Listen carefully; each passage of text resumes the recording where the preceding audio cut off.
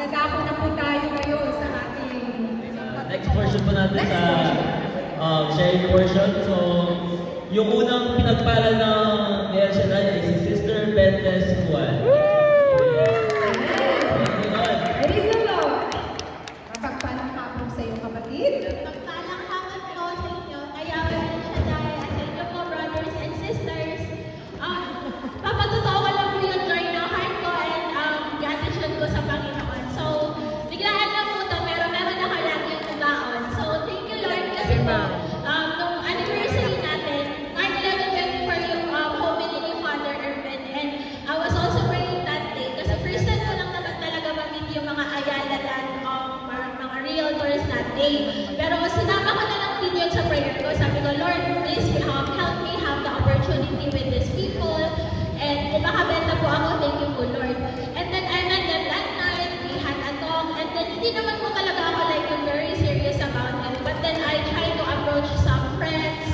And then, nagulat po ako kasi within 3 days, I have message kasi yung friend ko sa Germany, nurse din po siya. And sabi ko, kung willing ka ba sa investment, sabi niya, I've been thinking about it. So kung meron ka dyan, i-share mo. So sabi ko, okay, sige, first time ko lang din. So sige, makinig tayo. And then, before the end of the month po talaga, within that night, nag-reserve po siya. So nagulat din ako. So sabi ko, wow, thank you Lord, grabe, ang bilis ng answered prayer. And yung commission na sinabi sa akin ng real estate agent is times 3 ng inisip ko na amount. So sabi ko, hala, meron na akong pang ILR next year. So thank you so much. Tapos, pangalawa po, magpaparal po kasi ako ng pamangkin ko and honor student po siya sa Pinas. So, nag-message po siya sa akin na, Tita, 50% discount po ako. So, sobrang thank you, Lord. 29,000, 14,000 na lang daw. Sabi ko, kaya ko yan, thank you. Tapos, pinakahali po, meron po ako mga battle scars here. May mga pasa po ako.